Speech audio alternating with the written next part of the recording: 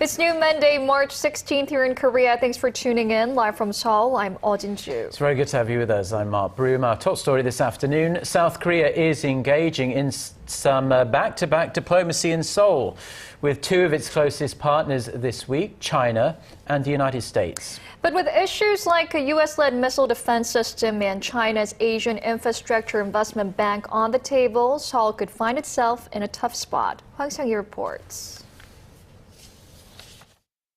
Korea could find itself tangled between two superpowers following its back-to-back meetings with China and the United States this week. China's Assistant Minister of Foreign Affairs Liu Jianchao held talks with senior officials in Seoul on Monday.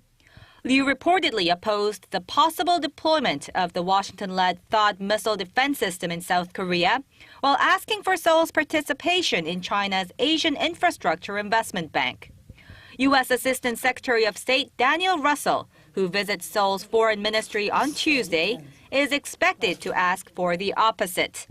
Although Seoul and Washington say there have been no official discussions on THAAD, the U.S. Forces Korea said last Thursday that it conducted site surveys on where to deploy the missile defense system.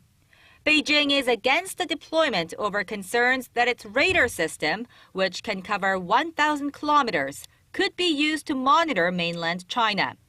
The AIIB, aimed at creating a new financial order centered around China, is opposed by the U.S. because it believes Beijing could use the bank for political purposes.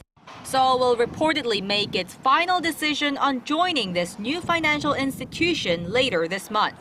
But an official at South Korea's foreign ministry says Russel's visit to Seoul has nothing to do with the THAAD deployment nor China's AIIB.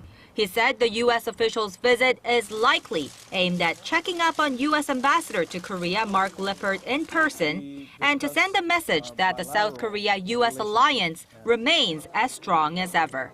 Hwang Sung-hee, Arirang News.